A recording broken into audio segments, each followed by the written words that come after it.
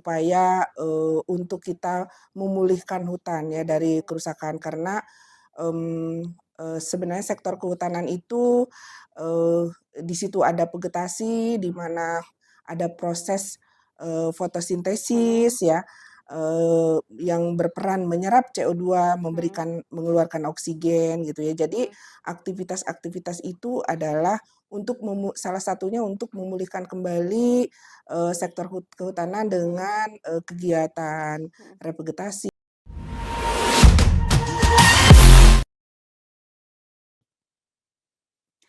Assalamualaikum warahmatullahi wabarakatuh. Halo Sobat Tani, selamat pagi. Tentunya hari ini kita kembali lagi dan bertemu lagi di Gronesia, tumbuh bersama untuk Indonesia. Di mana podcast ini yang pastinya persembahan dari Fakultas Pertanian Universitas Muhammadiyah Palembang. Sebelumnya perkenalkan saya Helen Sapni Mahena dari Program Studi Kehutanan Fakultas Pertanian Universitas Muhammadiyah Palembang. Pada tema hari ini kita akan membahas tentang mitigasi perubahan iklim khususnya di sektor kehutanan. Yang pastinya saya tidak sendiri di sini, yang pastinya kita ditemani oleh narasumber hebat kita, Ibu Dr. Insinyur Lulu Yuningsih, SHUT MSI IPU. Beliau adalah akademisi dan juga ahli kehutanan. Halo Ibu, Assalamualaikum, selamat pagi. Bagaimana kabarnya? Waalaikumsalam. Alhamdulillah baik. Alhamdulillah. Sebelum kita menyelam lebih jauh terhadap tema kita hari ini, Bu, bisa dijelaskan apa itu perubahan iklim? Oh ya baik, terima kasih. Perubahan iklim kalau saya eh, istilahkan itu adalah adanya ketidakteraturan ketentuan dari alam gitu. Eh, Kenapa saya sampaikan demikian? Karena semula alam ini teratur ya, teratur yang tentunya sudah diatur oleh Allah gitu ya. Seperti yang kita rasakan gitu ya. Pelajaran dari nenek moyang kita juga gitu. Yang sinergi dengan eh, ramalan cuaca kayak gitu ya. Itu adanya keteraturan-keteraturan. Ya, di mana yang kita ketahui musim hujan itu adalah di bulan September, Oktober, November, Desember seperti yang diajarkan oleh orang tua kita gitu. Dan sisanya adalah musim kering gitu ya. Sehingga dengan adanya keteraturan itu maka kehidupan kita juga sebagai manusia teratur ya. Tetapi dengan adanya perubahan iklim mulai ada kekacauan gitu ya. Seperti misalnya para petani khususnya di Sumsel ini petani nanam padinya itu adalah mengandalkan iklim musim pasang dan musim surut gitu ya. Dan sekarang sudah tidak bisa terkendali lagi gitu. Di mana yang seharusnya musim tanam sudah surut ini masih tergenang. Begitu sebaliknya seharusnya belum panen ini sudah tergenang sehingga gagal panen gitu. Kemudian hal lain yang bisa dirasakan adalah meningkatnya tinggi permukaan air laut gitu ya. Sehingga kita dapat informasi bahwa ada beberapa pulau yang tenggelam. Ya. Begitu juga dengan para nelayan, sudah tidak terprediksi lagi melautnya gitu karena ada perubahan iklim. Demikian. Itu dampak secara luas ya, Bu. Itu Mm. gara-gara penyebabnya itu apa itu, Bu? Ya sebenarnya adanya peningkatan gas rumah kaca ya, di mana gas rumah kaca itu ada CO2 gitu, ada metan gitu, ada nitrogen dioksida dan itu tuh dari apa gitu ya. Misalnya CO2 ya dari aktivitas manusia ya, aktivitas manusia, kemudian dari industri, kemudian dari transportasi, dari sektor energi, sektor domestik yang memberikan luaran CO2, NO2, CH4, metan yang memberikan kontribusi terhadap efek gas rumah kaca gitu. Oke. Untuk saat ini apakah perubahan iklim itu sudah memberikan dampak yang sangat terlihat, Bu, untuk kondisi hutan di Indonesia? Eee, untuk sektor kehutanan memang Ya, sudah, beberapa banyak, yang terlihat ya, mhm, misalnya biodiversity ya, mhm, biodiversity, sudah ada beberapa jenis yang asalnya seharusnya ada di lokasi itu jadi ya, tidak ada, karena dia tidak bisa beradaptasi dengan adanya mhm, perubahan iklim, ya. Kemudian, ada juga, ekosistem, rawa yang mhm,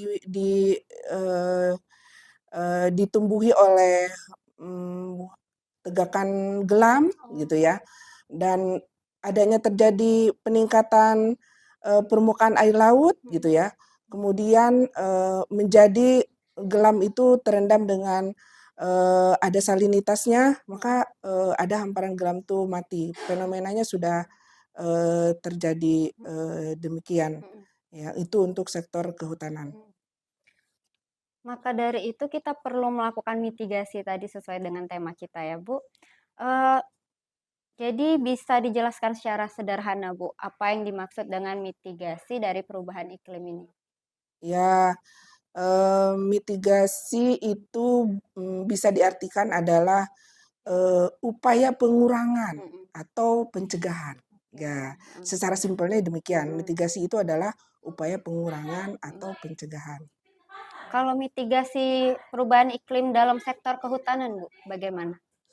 Mmm, dalam, sektor kehutanan, Iya, tentu saja adalah, upaya-upaya, untuk kita memulihkan hutan ya dari mhm, kerusakan karena Mmm, sebenarnya sektor kehutanan itu, eee, di situ ada vegetasi, di mana ada proses, mhm, fotosintesis ya, yang berperan menyerap CO2, mhm, mengeluarkan oksigen gitu ya. Jadi mhm, aktivitas-aktivitas itu adalah untuk salah satunya untuk memulihkan kembali, sektor kehutanan mhm, dengan, kegiatan mhm, revegetasi, dengan kegiatan, pengelolaan hutan mhm, berkelanjutan gitu ya, dengan, menjaga mhm, biodiversity karena, biodiversity itu sangat, erat kaitannya dengan, mhm. kelestarian hutan. Oke. Tadi kan fungsi hutan sebagai, bantuan juga besar untuk fotosintesis kan, Bu. Apakah semua jenis hutan itu memiliki kemampuan yang sama dalam menyerap karbon? Oh, baik, mhm. Ada perbedaan ya, ada perbedaan ya karena, setiap ekosistem hutan itu mempunyai karakter fisik dan kimia yang berbeda-beda ya.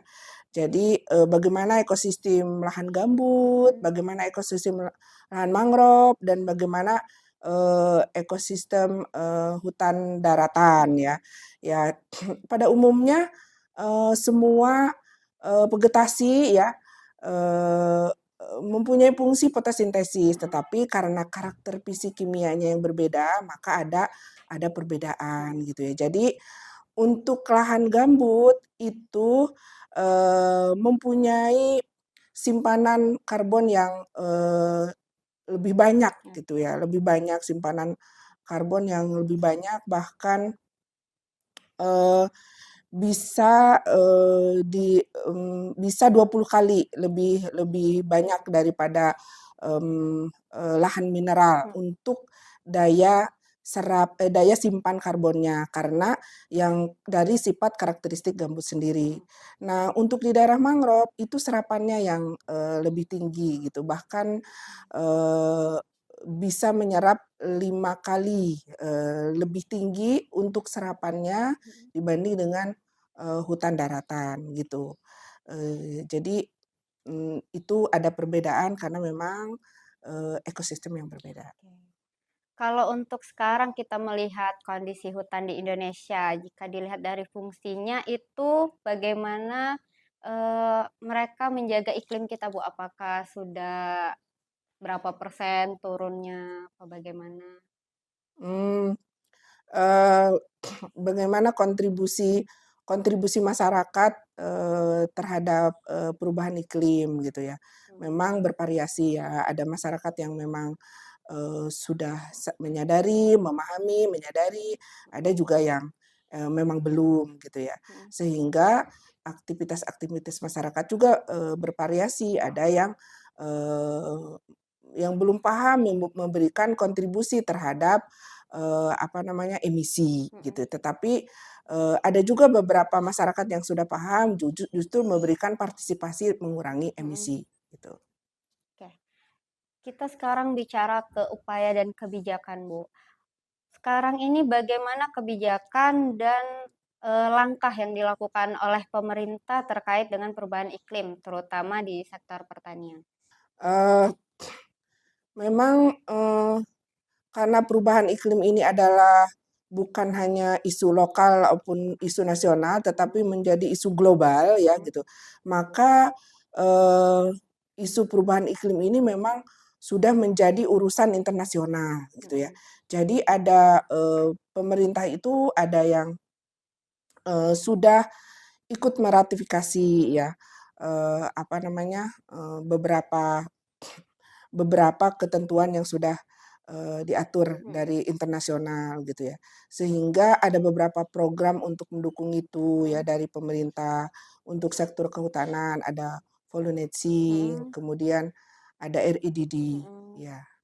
Ibu tadi menyebutkan program pemerintah itu ada RIDD dan Volunetzing. Nah, bisa Ya. dijelaskan secara singkat, Bu, apa itu RIDD dan Volunetzing? Oh, ya kalau REDD ya, singkatannya dulu mungkin ya, Reducing Emission, Degradation, and Deforestation. Artinya, adalah upaya-upaya untuk, memulihkan kembali dari, degradasi ya, dari kerusakan hutan dan deforestasi alih fungsi hutan. Supaya, fungsi hutannya menjadi maksimal kembali gitu ya, maksimal kembali dan sebenarnya dari program REDD itu ada kompensasi terhadap negara ya, terhadap negara dari internasional tentunya ya gitu, yang di negara donor untuk memberikan apresiasi terhadap upaya-upaya negara yang bersangkutan yang sudah melakukan upaya perbaikan terhadap hutannya ya. Itu REDD. Adapun Polynetzing itu kalau singkatannya adalah Forest and Land Other Use ya. Nah, itu adalah upaya dari sektor kehutanan untuk melakukan mitigasi sampai keadaan seimbang ya dari emisi dan serapan gitu ya. Emisi dan serapan sehingga dikenal dengan Volunetzing gitu ya. Jadi ada keseimbangan gitu. Nah, targetnya itu adalah di tahun 2030 ya, 2030 targetnya itu mencapai pengurangan 140 juta ton CO2 ekivalen. Nah, dan sebenarnya mitigasi perubahan iklim itu bisa dilakukan oleh seluruh sektor ya. Dan sektor kehutanan dengan salah satu program Polynetzing-nya ya, itu adalah dibebani untuk mengurangi 60% ya. Jadi 60%-nya itu dari sektor kehutanan, 40%-nya dari sektor lain yang sesungguhnya lebih banyak sektor lainnya itu. Ada energi, ada transportasi, kemudian ada industri gitu ya. Kemudian ada domestik gitu ya. Jadi kita yang kehutanan itu memang memberikan kontribusi emisi ya. Tetapi kita banyak memberikan aktivitas kehutanan banyak memberikan yang untuk serapannya Iya. gitu. Kenapa Ya. dibebankan kehutanan semua ya, Bu? Itu peluang amal Wow. ya. Untuk keterlibatan masyarakat dan pihak lain ini, sejauh mana peran masyarakat dalam mengurangi emisi karbon tadi, Bu?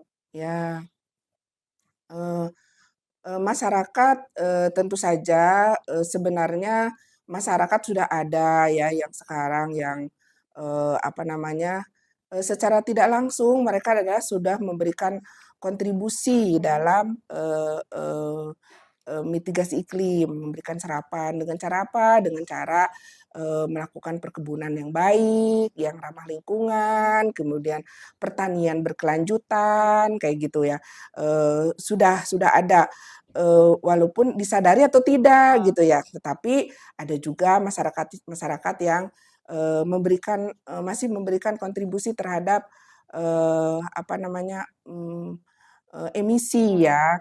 Misalnya, membuka lahan dengan cara membakar gitu ya, kemudian, membuat, parit, membuka lahan gambut gitu dengan membuat parit sehingga menurunkan, tinggi permukaan air gambut gitu ya, sehingga kalau udah gambut kering mhm. jadi kebakaran kayak gitu. Nah, itu sebenarnya. Jadi, memang masih menjadi PR kita ya untuk melakukan, edukasi ya Mhm, terhadap, masyarakat gitu. mhm.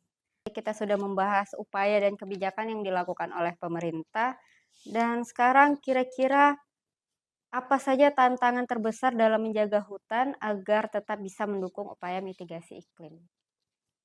Eee, Sebenarnya tantangan terbesar itu adalah yang disebabkan oleh perubahan iklim juga gitu ya, Mmm, yaitu terjadinya, kebakaran kebakaran hutan gitu. Jadi, kita, sudah, eee, banyak sekali, kawasan-kawasan hutan yang sudah dilakukan penanaman ya, tetapi, terjadi, kebakaran mmm, lagi gitu ya, dan itu banyak terjadi di areal gambut ya.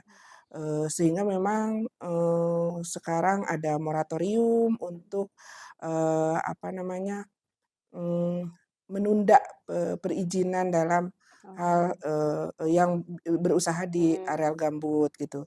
Salah satunya memang itu tantangan terbesar ya mhm, antara terjadinya kebakaran hutan. mhm, Tetapi ada tantangan lain juga yaitu, aktivitas aktivitas masyarakat yang kurang bertanggung jawab. Misalnya, masih adanya illegal logging, masih adanya, pembukaan lahan yang, mhm, tidak ramah lingkungan gitu ya. Apa namanya, sehingga, dari yang tidak ramah lingkungan itu akan memberikan, dampak-dampak, yang lainnya mhm, juga gitu, kira-kira mhm. Kira-kira solusi seperti apa, Bu, yang bisa kita lakukan untuk menjaga hutan agar tetap berfungsi sebagai penyerap emisi karbon dengan baik? ya, sebenarnya manajemen hutan berkelanjutan ya, berkelanjutan. Jadi, kita, di-manage hutan itu supaya, tetap, berkelanjutan, Mhm, menghasilkan hasil yang berkelanjutan ya. Kalau misalnya memang ada, kawasan hutan untuk produksi ya, karena memang, hutan itu memang sudah dibagi-bagi ya, ada mhm, yang hutan untuk produksi, yang hutan untuk konservasi, yang hutan untuk lindung gitu ya. Jadi solusinya yang sudah dibagi-bagi seperti itu ya tetap dijalankan iya, sesuai dengan fungsinya gitu ya. Jadi seringkalinya itu ini, eee, hutan lindung tidak berfungsi lagi sebagai perlindungan, mhm, karena dimanfaatkan untuk aktivitas yang lain ya. Misalnya hutan lindung di daerah pesisir, itu banyak sekali fenomena yang sudah jadi tambak, gitu oke, ya. Kemudian itu hutan lindung di daerah pegunungan, itu fenomenanya banyak sekali yang sudah jadi hutan kopi, mhm, jadi tanaman kopi. Nah, itu kan sudah tidak lagi berjalan dengan fungsinya ya. iya, Hutan konservasi di mana diperuntukkan untuk melakukan konservasi biodiversity, baik flora maupun fauna ya. Misalnya untuk flora cagar alam, ya di situ ada endemik, misalnya di Bengkulu ada Rafflesia gitu, kemudian, suaka marga satwa, di situ ada gajah, ada harimau gitu ya.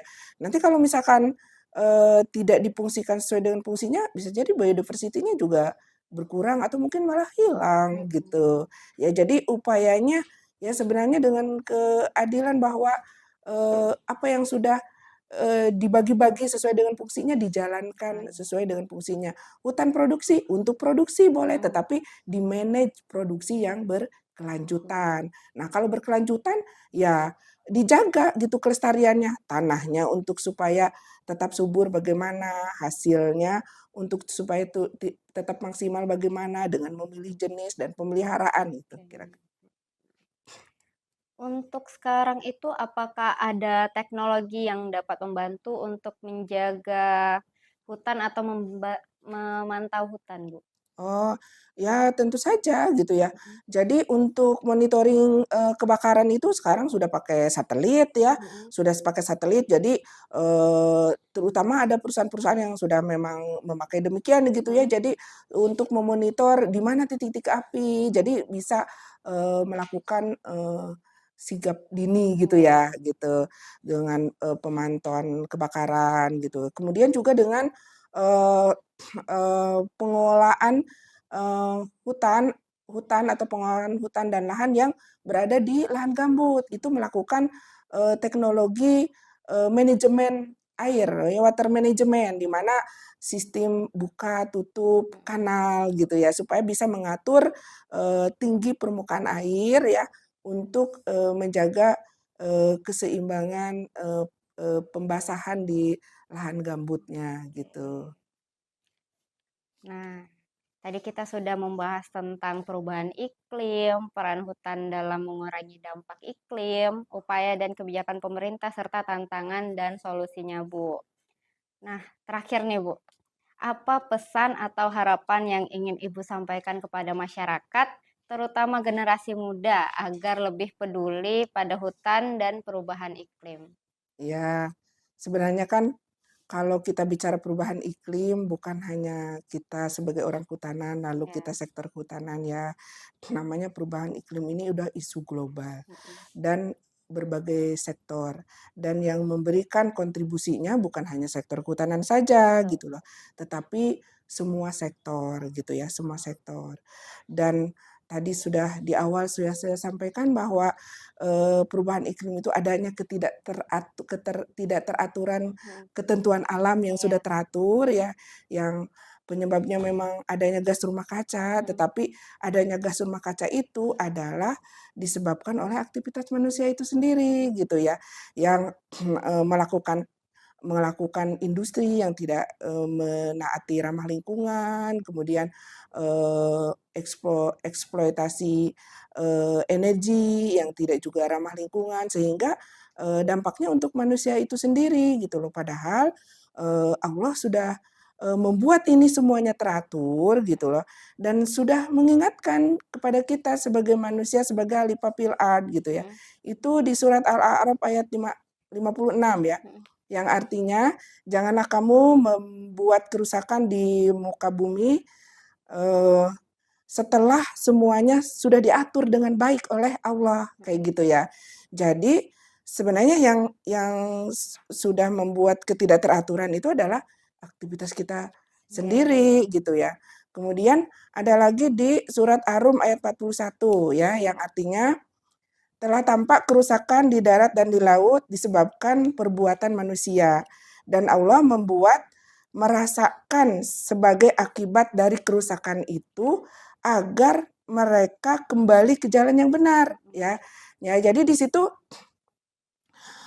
Allah sudah sampaikan bahwa nih, kerusakan itu akibat kamu sendiri, kayak iya, gitu ya, ya akibat kamu sendiri.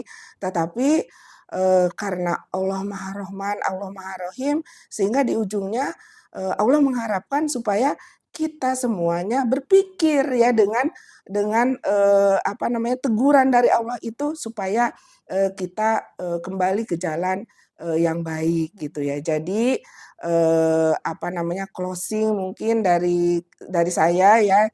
Jadi kita sebagai khalifah fil ard di muka bumi ini, kita diamanahi untuk, mengurusi dunia ini gitu ya.